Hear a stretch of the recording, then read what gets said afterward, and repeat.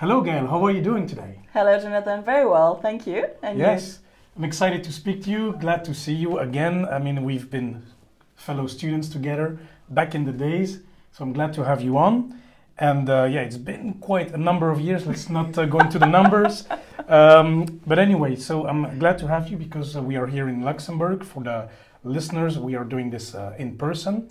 So we are at the premises of StarTalers, your company. Yes. So you're the CEO and founder of StarTalers. So maybe you can give us a little bit of a general pitch of what StarTalers is and the mission behind StarTalers. Sure, with pleasure. So StarTalers is women's BFF, best financial friend. So we empower women and men, but especially women, to take ownership of their financial future by investing according to their values.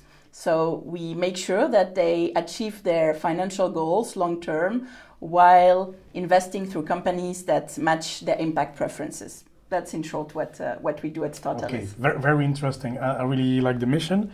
And so how long have you been at the head of StarTalers? We created the company together with my founders Thierry in 2018. Okay. So we're going to celebrate the third anniversary in May. Okay, excellent, excellent. So what have you been doing up to now? We've been focusing a lot on financial education until now.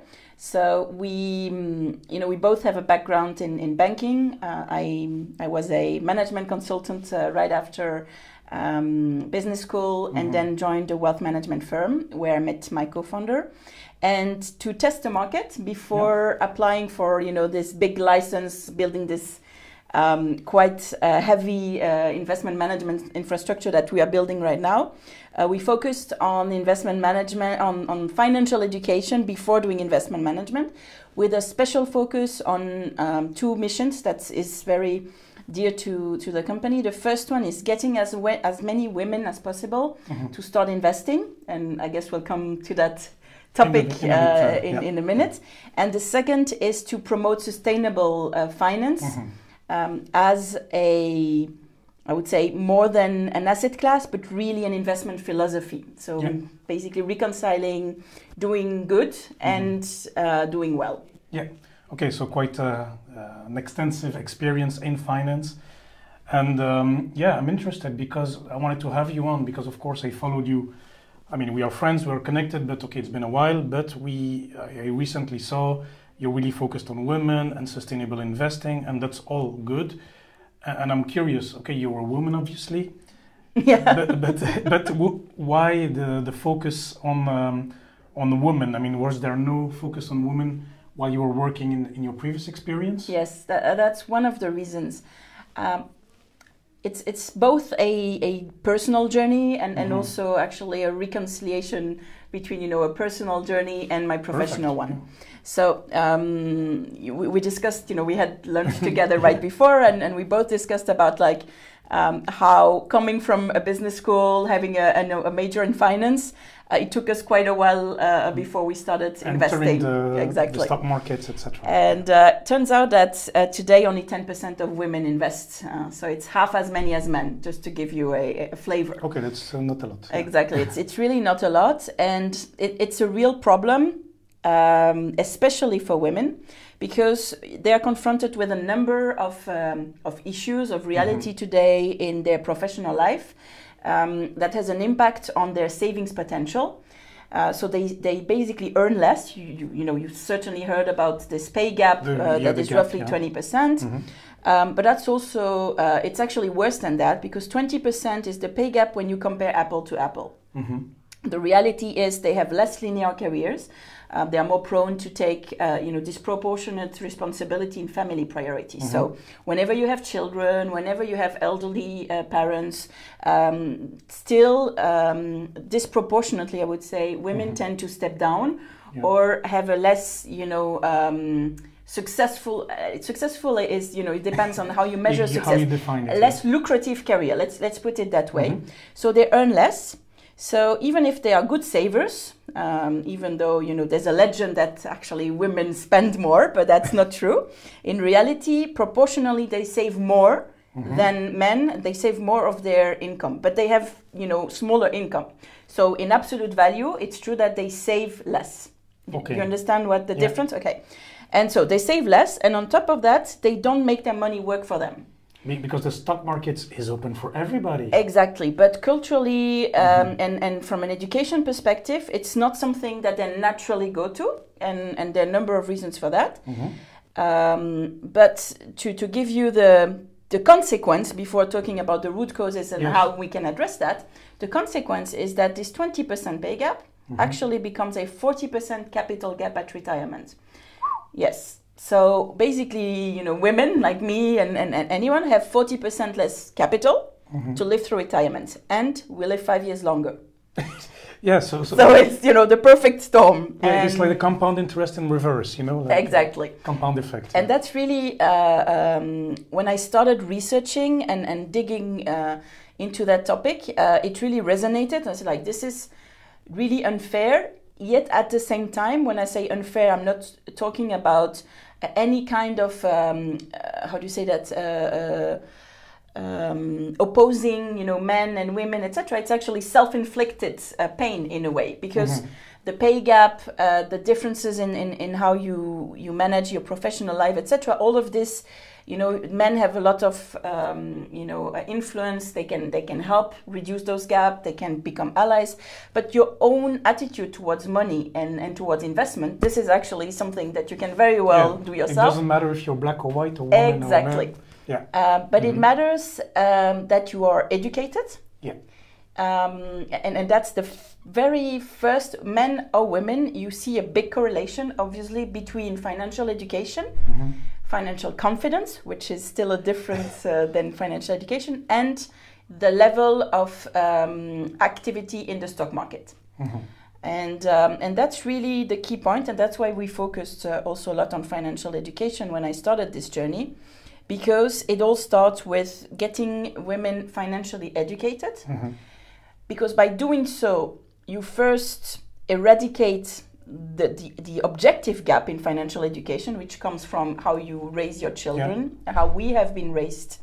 And I don't know about your family, but in my family, even though my father was a banker, he has been quite open about, you know, money management and so on, but still, like, culturally, it's not something that you consider as a skill you need to teach your children, like you would teach them to write, to read, to calculate. You know, it's more something that you learn by coincidence, or that you're supposed to know because you see your parents doing it, but without actually being taught. Yeah.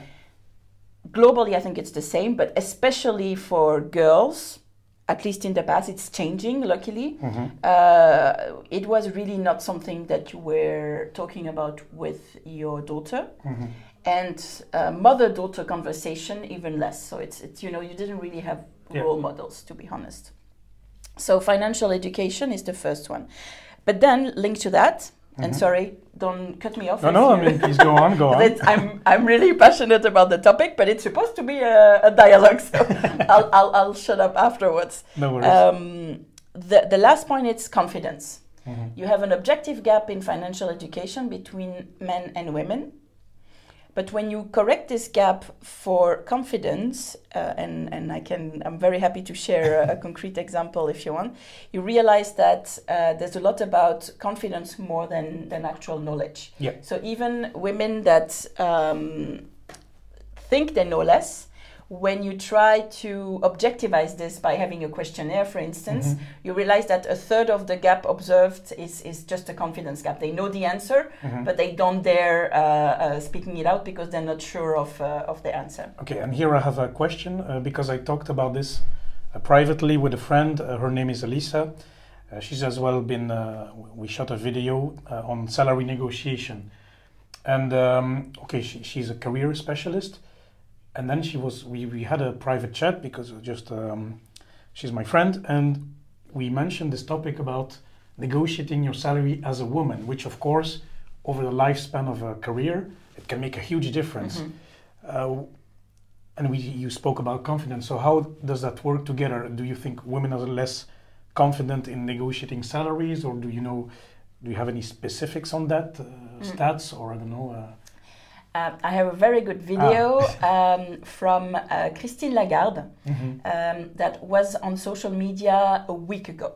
So it's very recent, where she basically speaks about quotas and whether merit-based organizations are enough to promote diversity and get to gender parity. And what she says is it's not, because there are so many bias, gaps, and educational bias that you need to overcome. One of them being negotiation and confidence in negotiating. She says not once in her 30-year career, both at a law firm, you know, she was a lawyer before, or at the ministry, the IMF, and now the central bank, has she met a woman who was proactively negotiating her salary. She said that she cannot count the number of men she actually saw proactively coming to her and saying, you know, I did a good job, I think I deserve to be promoted, or I deserve to have a salary increase. Not once has she seen a woman do the same. That's crazy. Yeah. I mean, It's really like, but when I think of it, I'm not surprised. Because in the past, so like before being an entrepreneur, I was working at the bank, and I was also doing a lot of recruitment. And also there, you see that women very rarely negotiate their entry salary. Men do that constantly. Yes. I mean, it's just like by default, because that's one of the, and it's true, that is one of the key opportunity to get actually a pay increase. It's on average 10%. So if you don't do that at this moment, it's very difficult afterwards when you're within the same employer. But because women don't do that. If there's an increase of 2% or 3%, I don't know, but the gap keeps increasing actually. So it's very interesting. Now, of course, we're generalizing here. You will have, I'm sure you'll have women listening to that who will say, not true, you know, I'm a very fierce negotiator. Likewise, you will also see men who says, well, actually, I've never negotiated my salary. But statistically, you know, if we're talking big numbers, this is really staggering. It's amazing to see how those differences are. And you mentioned your friends. I actually have a good friend of mine who specialized in that. Next to her day job, so she's a corporate lawyer, and next to that she has basically started that movement about how would you call it in English? My own value, basically, and it's like being paid what you're worth, and asking for what you're worth. Yeah, that's what it's about. It's not about having the best salary, the highest salary in the company. It's about, okay, this is what I bring to the table. And and it's also, it's a question of visibility. It's a question of also having that conversation about, okay, you know, this is what I've done over the past year. Again, women tend to think that, you know, they just need to work hard and be good, and their manager, the organization, will automatically reward that. And actually, my experience has taught me that it's not necessarily the one that works the hardest and that, you know, complies the best that gets the reward at the end. It's you need to be good. I mean, there's also a limited lifetime for people who just, you know, speak very loudly but don't execute. Yet in the first month and years, this can actually pay off, you know.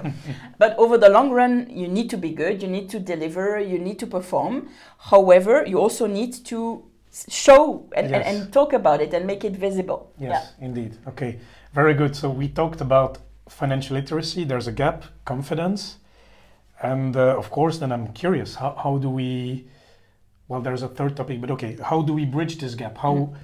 How do we bring this confidence? Because to me, you know, I'm a man, let's say, I don't know, whatever I do, but if the woman does the same as me, let's say I'm a salesman, so that's easy. I sell 100 units, the woman sells 100 units, I mean, I should be paid the same. And in my day job, I mean, if she does the same, I have no problem her earning her the same. So I don't know, it's what can we do to get to this stage? It's a very good question, Jonathan, because you say, I don't see why I should be paid differently. But the first question is, do you actually know whether you're paid differently? And this transparency is the first step to start bridging the gap. And I have a personal experience. I was working as a consultant in my first, job out of business school. And it's supposed to be fully merit-based, which basically means that for someone who enters the firm the same day as you, at the same position, you should be paid exactly the same. And then the only difference in your salary comes from how fast you progress. Okay. And they take this shortcut by saying it's your years towards partnership. So if based on your performance, they think you'll make it to partner in 5 years, then your salary increase on a yearly basis is much steeper than someone else who they say he will make it in 8. Yeah. And it's very transparent and merit-based in theory because every 6 months you know where you stand. Just turned out completely by coincidence that after 2 years in the job, I was talking to a male colleague who started exactly the same day as I did. And he actually was 1 grade higher than I was. So he was paid more at the beginning. But then I got promoted to the next level and then the level after on the same day as him. So I actually was 6 months faster than he was. So in theory, I should be paid more. I should have, overcome. And actually, I was paid 20% less. 20% less. But you would not know if you didn't, if it was not a good friend. And it was completely, because I was not even probing. I was so convinced that the system was transparent and fair that the only reason we talked about it is because we talked about house prices. And he just had bought a house and he was doing renovation, etc. And I was like, we're considering buying an apartment, but it's not easy, etc. And then my friend was challenging me, said like, come on, with the salary we earn. And then I was like, but I started to be a bit puzzled because I was like, still, it's quite heavy. We live in Luxembourg. And then that's how we compared. So like, but what salary are we talking about actually? And then when we realized that we were both actually completely speechless, then of course I went to see my manager. Not because I thought I wasn't paid enough, but because I thought it was just unfair. 20%, it's not... Exactly. And his answer, so my manager's answer was, obviously, there's a mistake there. Let's ask the HR department where this is coming from. Cut a long story short, the first answer from the HR was, it's because he did a 6 months transfer to our South African office, which was true. And they have higher salaries and, you did not yet compensate. So he's actually paid more than what he should because when he came back, we didn't want to decrease his salary. But don't worry, you'll have a higher bonus because you perform better. And at that time, actually, I didn't even challenge that. I was like, okay, the story makes sense. Yes. Fine. So I let it go. Did get paid my bonus. Didn't even ask whether I was paid the same at the end or not. 1 year later, again, appraisal time. And this time, of course, consciously, we looked at each other. It was still 18%. And it was also a more difficult time. So bonuses were frozen. So, this illusion that it's total compensation that matters, not the fixed salary because, you get a higher bonus, only works when you actually get bonuses, if 1 year it's more tough. So I was like, okay, no, done with it. And then I went and I said, look, it's very simple. I've been nice and I've been probing 12 months ago. You told me this would be, erased naturally. There's only 2% of the gap that actually got erased naturally. We're talking about 18%. And if I look factually at both our cases, the only difference between him and me is that I'm a woman and he's a man. So it's up to you, but I'm pretty sure that if I put that to any kind of, lawyer or whatever, this would not hold. And then they said, no question, we will increase your pay. Wow. But the last word was, don't tell anyone. Don't tell anyone. And I said, well, if there's one thing you can be sure of, is I'm going to tell everybody because this is just not fair. Yeah, exactly.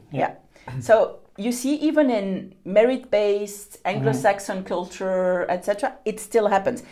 and it's not conscious, huh? So it's not that they wanted to discriminate against women. It's just that because of whatever historical reason, etc., it happened. He probably negotiated his entry level. I never did, because I thought, you know, they're just the grid, and the grid is the grid. You have to play by the rules. Well, actually, no. And I've never probed, so it was simply that. And it was like 2 or 2.5 years work. So just imagine how it can actually dwell when after 5 years, after 10 years, it's a significant opportunity cost. So always, that's the first thing, is like you have to earn it, then you have to save it, then you have to invest it.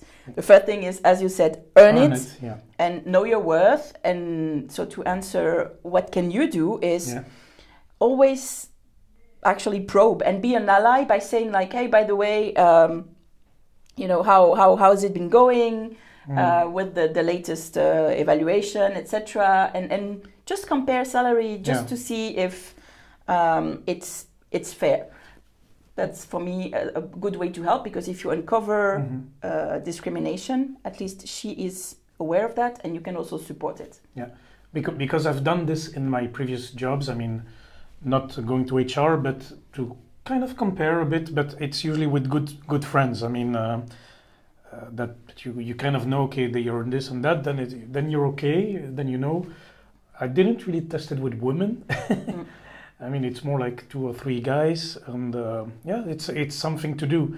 And I've seen it as well on social media, some people on Twitter, and they discovered as well, like, even, okay, you talk about your early career, but even in 2019, 2020, this still happens, and even in Luxembourg, so it's doesn't matter where. So it's good to have maybe a few friends trusting, and then you can really challenge. Yeah. I fully agree with you, but it's you know, but it's difficult for people to open up. Exactly.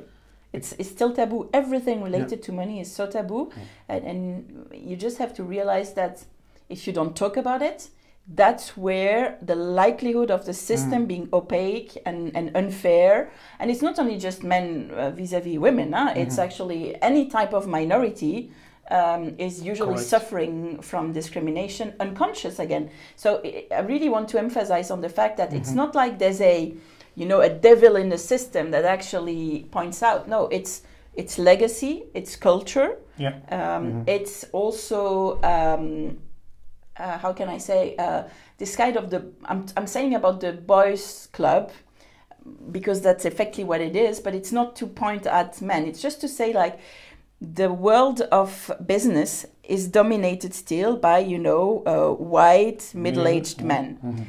And you have this tendency of conforming. And it's nothing to do against, I don't want women, I don't want minorities, I don't want people of color, I don't want people with disabilities, etc. in my company. It's more that naturally you don't think about inclusion. You look at someone and he looks like you and it's similar, it's comforting, and that's what you would do if you don't pay attention. And so this diversity issue is all about uncovering this bias and starting to be conscious about all the bias you have as a human being in a civilization and in a culture that is still very monoprofile. And beware that this attitude leads to a lot of unfair unfair treatments that need to be corrected. Dealt with, corrected. Okay, very good. I'd like to move on to the investing world as well, because, and with women still, because you mentioned in the beginning, okay, there's a problem of financial literacy, which needs to be addressed, and I think as a general, it is improving. Now you mentioned that ladies, women can save less, but from what I heard and read, women are actually better investors. So how come that is? So women who do invest, indeed, so there are like much less women, but the women who do have on average 1 to 2% better net performance. I have an idea why, but can you explain where that comes from? So women tend to invest longer term and more and less into speculative or less trading habits. Thus, they trade less. thus they pay less transaction fees, and that's how they save this 1 to 2% performance. So it's not so much that they make better investment decisions, if you want, it's more that they hold on to them. They're more diligent in a way. Exactly, and they are less panic. They play less panic football, if you want. Yeah. So they really invest with a longer horizon, which makes basically that their average turnover is much lower. And you know that especially for retail investors, one of the key factors that deteriorates your performance is the trading costs. Yeah.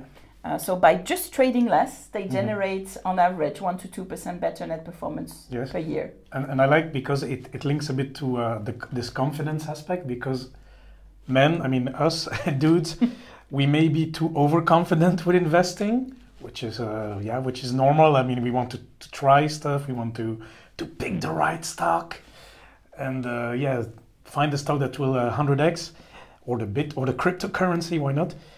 And indeed, then maybe, I don't know if this has to do with women, like being more cautious as well? Yeah, well, actually, that's a false belief. In terms of risk profile, once they invest, again, and that makes a big difference because as I told you, only 10% invest. So, but still, if you look at that, once they are investing, the risk appetite is more linked to, like it should be, their financial situation, their personal financial situation, where they are in the life cycle, and how educated they are, rather than the fact of the gender.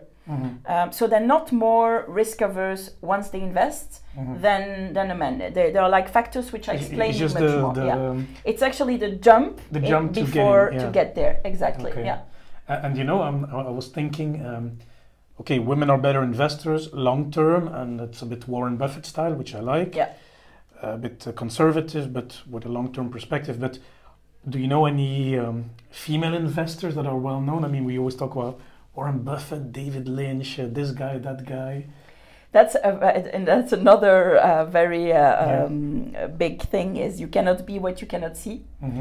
And there are many good fund managers that are women, but they are less scarified. Exactly. And they also, if you look at the performance, they're also in funds which are, again, have a longer term strategy. Also all the sustainability, but in a broad sense, that's also where women fund managers are more present. Oh, okay. So it's very interesting how you see that. Again, I believe it's a question of rarity. Yeah.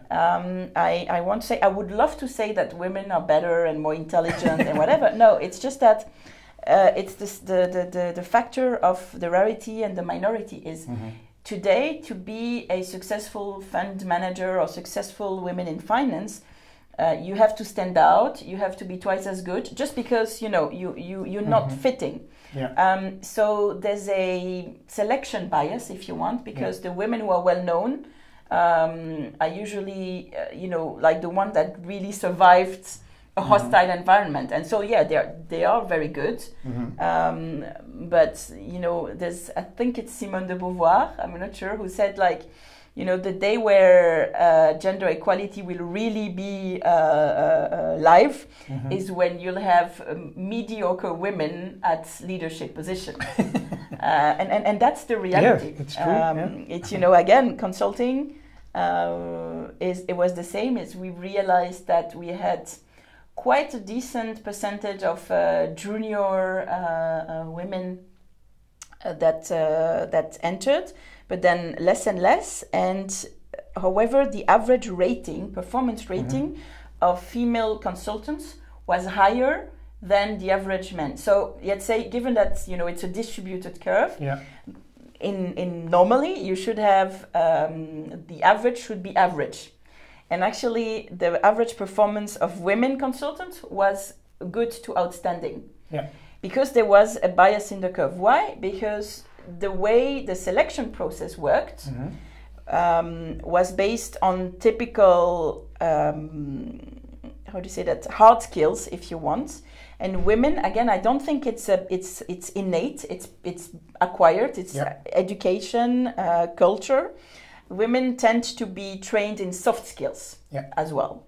So a woman that performs on a hard skill interview and that has this soft skills that has been developed because that's what we are asked to do, then actually is better on more dimension than an average man. And that's why you had those cubes. Well, it's exactly the same in finance. Today you still see like remarkable women lead. Well, you see the central bank, the international monetary fund, now the European, they're all like led by women. Like this, for the moment, there's an alignment, if you want, of planet, but I guess it's just the beginning, and it shouldn't be like that either. I mean, no, it's true. But that's, for me, there's still a selection bias, and I hope that one day, we won't say about like, oh yeah, this remarkable women. No, it's just like, okay, there's one woman that has made it to the top, and next time this will be a man, or next time it will be a woman. It's irrelevant. Yes, I understand. And of course, StarTalers it has this mission to empower women. So how are you concretely doing? I mean, I know you have webinars, you have a lot of information on your website, and you're developing.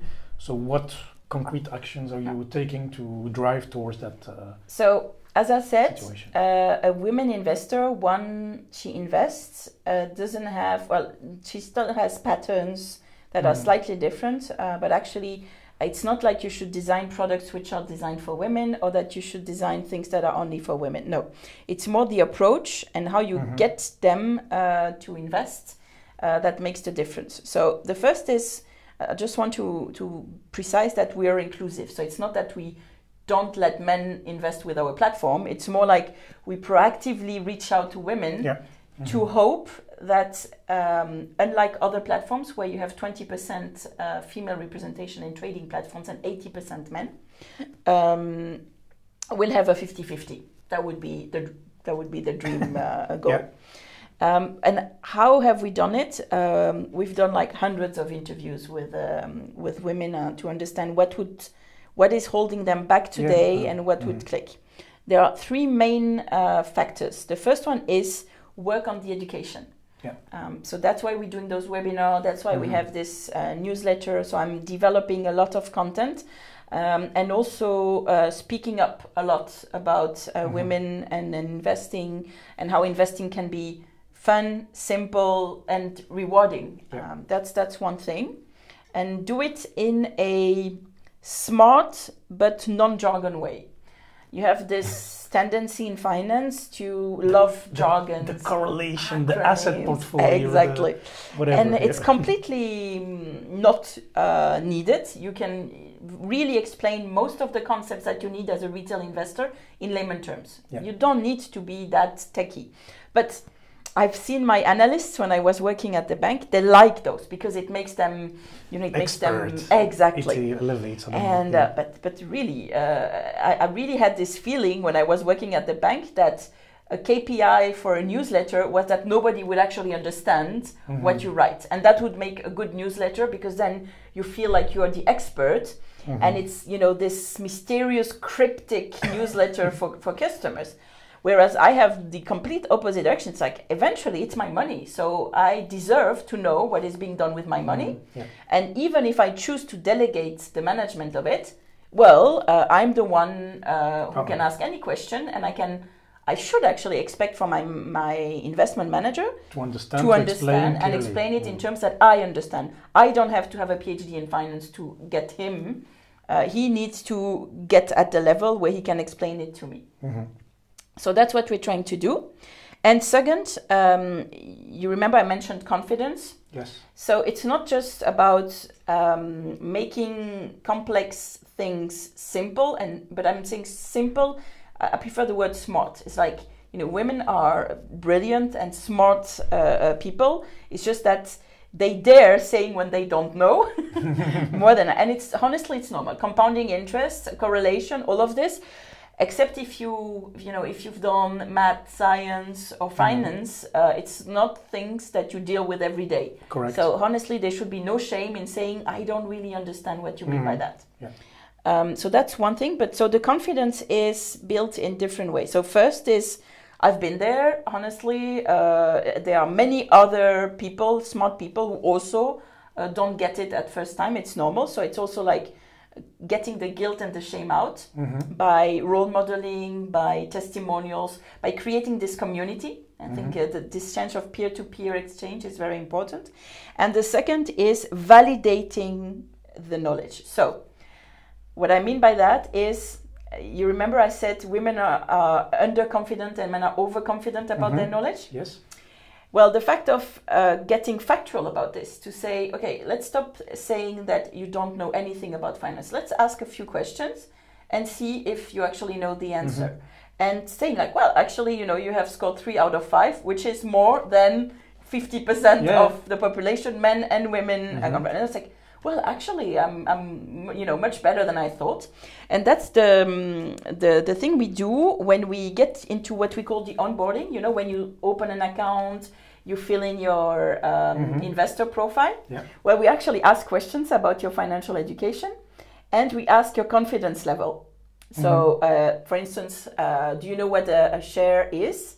And we're going to give you 3 answers, and you say, okay, it's answer B. And we say, how confident are you that answer B is the right answer? Okay.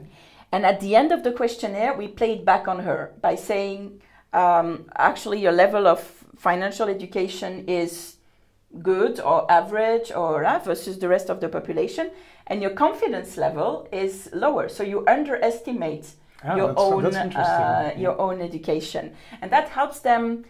It's a bit of an external validation to say, well, first, you don't need to be an expert in everything to start investing, and second, you know enough, because that's another point, is they tend to think that they need to know everything about everything before starting, which actually is not true. You can start by doing. Yeah, little by little. Exactly, and then, you know, basically playing it back on her on where they stand versus the community, where they stand versus the average population.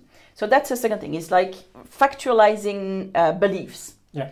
And then the next step is learning by doing, exactly as you said. And for that, the idea is to get the barriers out. So no minimum investments. So really finding things where you can start with as little as €20, but encouraging investors, and I'm encouraging like any to do the same, is factualize when you're ready to invest. So we're doing this again. We have a tool that says how much do you need in emergency funding, you know, like this cash that you need to set aside, and calculating based on your income, expenses, and active and passive, what's your current investable capital, if any. If not, how far away are you from being able to invest? And what's the ideal monthly investable amount that you should actually start investing? So again, getting factual, leaving the decision to the investor. Obviously, it's your money, but putting some, you know, facts behind this fear, anxiety, beliefs, and all of this.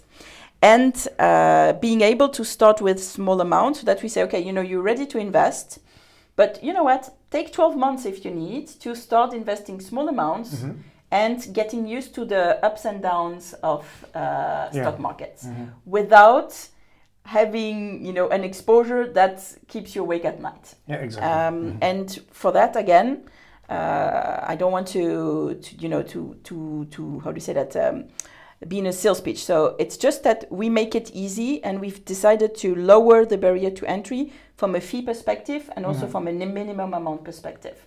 So it's really like, just go, get started, and we'll accompany you along the way. We are just one call away if you have a... very good.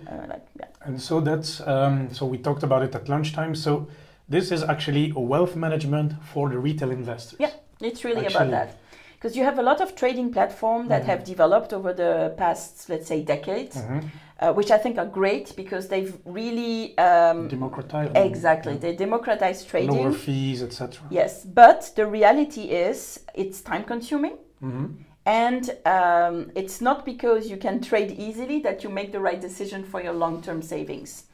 It's just like, you can self-heal a lot of small diseases, but when you really want to be, to stay fit, you will always have, the need for a doctor to do a checkup and also get you to, how do you say that? What's the right habits to form? And that's exactly what we do. Yes, because, it's easy, for example, to open these apps, I don't know, Bug Zero, Digiro, whatever, interactive brokers. But it's not like there's going to be some guy that accompanies you. Or, okay, I know Bolero, where I'm a customer, okay, they have a lot of courses.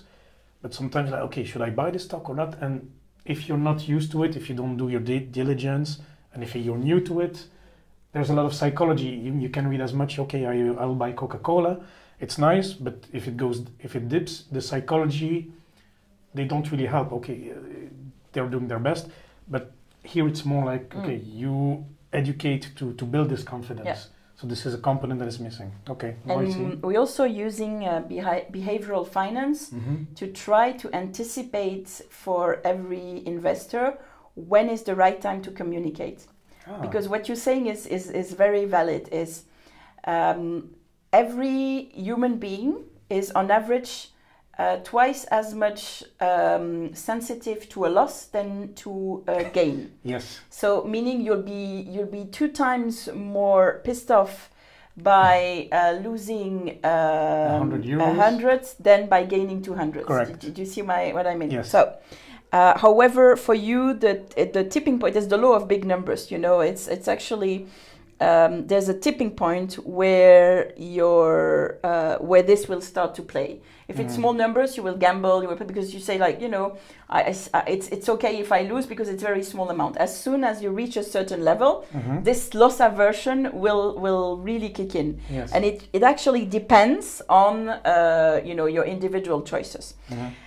When we open an account, we actually test this with our algorithm, and we try to then, and we are working on it. So I'm being very humble. It's something that we'll fine tune, and we want to be better and better. But to understand, okay, with Jonathan, I know that as soon as there's a drop of 5%, I will need to remind him that this is normal. Yeah. That, it was to be expected. Markets go up and down. This is the worst moment to sell, or maybe not, but at least if it's the worst moment to sell, to restate why. You know it already, but we're restating because that's exactly the moment where you are more vulnerable, if you want. Because that's where your emotions kick in, etc. With me, it might be 10%. So I will actually say, why do you bother every time, stock markets go down by 5%? It's fine, I don't need it. So that's where we kick in a different way. Okay. Another thing is, if you open your app every day, yes, to look at how your investments are doing, the more you open it, the higher the probability that you will start selling. You see? Because this reinforcement, every time you open it, the message in your head goes again, I'm losing, I'm losing, I'm losing, I'm losing. Yes. So very simple nudge is to say, Jonathan, we noticed that over the past 3 days, you've repeatedly looked at your investments. You actually have a time horizon of 20 years yes. or even 5 years. So, just go on with your life, do something else, but don't touch this app again for the next week. And those kind of things is what we're trying to do again, promote sound behaviors and try to correct, even though we cannot correct all bias. The bias we can is just, making you more conscious about those bias. Voilà. Oh, that's great. That's what and that's, irrelevant of women or men behavior. That this actually loss aversion it's universal. Exactly. Voilà. So that's the kind of things we do. And then the last reason why advice makes sense for us is because we focus on sustainable investing, and for that, being able to tell the difference between greenwashing and real impact, and devising the impact that matters to you is not trivial. Even us as professional investors, we realize how difficult today it still is to tell facts from lies. Even though lies is a big word, it's more like manipulation or poor data quality, actually, just that. And so for that, we're trying our best to be transparent on how we select, and also to the shortcomings. Because to be honest, on bonds, for instance, your coverage, data coverage on impact-related or ESG-related matters is between 30 and 40% of an average bond portfolio. Yeah. So you realize that, bond funds that tell you we are sustainable, we are whatever. It's only a small part of it. It's only a small part of it, but it's also because in reality it's very difficult yet to have the information. But so that's also why, it's more difficult to do it yourself. You could.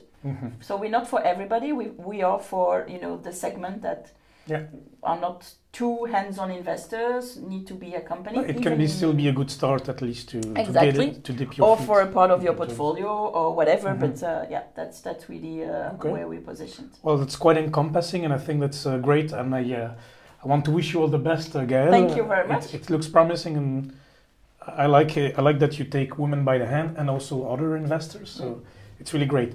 So, Gaëlle, I think we've come at the end of the show, and I really want to thank you. But before I let you go, we always have our 3 quick-fire questions. Yes. Are you ready? I am. Okay, well, we talked extensively about investing. What has been your best investment so far? My best investment so far, investment in my family. I know we discussed this to prepare. For me, I see my long-term wealth, if you want, the succession of choices I've made. Yeah. And the best choice I've made, to be honest, and kudos to him, is my partner, who has been a great support. And I'm not saying because I'm a woman, but just because I'm a working partner. So being able to have 2 careers is something that only works when you have children, if both are willing to put in the effort, in making it work. Also, I feel I have 3 different lives, with the I have, and what brings me the most fulfillment and joy is my family, my daughters, seeing them grow, and also how good, conscious, and engaged citizens they are. So that's, for me, it requires time, it requires commitment, sacrifices. That's my best investment. Best return as well. Exactly. Excellent. And the second question is about books. So do you have a book you can recommend to anyone? It does not need to be a financial, just a book, like you say, read this. So I'm an avid reader, so difficult to say one book, but lately what's on my, on my nightstand, thank you, is, let me reflect. Yes, there's this book about climate change from Bill Gates that I'm currently reading, very good. So that's more on this sustainability passion that I have. In terms of entrepreneurship, so I'm obviously reading a lot about that. And one that I could mention is The Hard Thing About Hard Things. I really like this one. And then I also read some novels. And the last one is in French, Un Instant d'Éternité, which is also nice because completely out of, business. Yes, and indeed, I like to read business-related stuff as well, to money, but I also like to alternate with some novel or something just to get your mind off things. And the book about money, well, the one I like is The Intelligent Investor, which I'm sure you mentioned already. Yes. Not that easy for really newbies. Correct. Do you have one for newbies? Exactly. And otherwise, for newbies that has been written by a woman, especially for women, is the I'm Not Broke, I'm Pre-Rich. Ah, okay. From Emily Bellet from Vestpod. And she's French, but based in the UK. And she's doing a lot about financial education for women. You can follow her. She also has a podcast. She has a big Instagram community. So she's very interesting. I would encourage you to follow her as well. She's, very good. Okay, nice. And then the last one, it's always a tricky one. What is the best purchase you've made for under 100 euros? And I don't remember, because I remember struggling on that one. My best purchase for less than 100 euro. Something practical that helped you? Or something that you enjoy? I don't remember. Actually, I spend a lot on books. So it's probably going to be a book. Let's say that a book. Yeah. Yeah. Very good. So Gaëlle, we talked about StarTalers. So the listeners and the viewers can find you at startalers.com. Yes, actually capitana.app is our platform if you want to have a look, and very happy also to exchange on LinkedIn. That's probably the best way to reach me. Yeah, and you're quite present on Instagram. I am also on Instagram. Yes, we have a it's quite cool, market weather forecast. Exactly. Yes, every Friday. Yes. So it's my colleague Alexandra who does that. It's quite fun. Yeah, it's quite fun. It's quite good. So yeah, you can follow on Instagram, LinkedIn, very good, or the Capitana app. Okay, well, Gaëlle, thank you very much. It was a pleasure. Well, thank you, Jonathan. I really enjoyed it, and thanks a lot for what you're doing. I think it's super needed, super useful. So kudos to you. Thank you. Ok, ben c'est bon. Bye bye.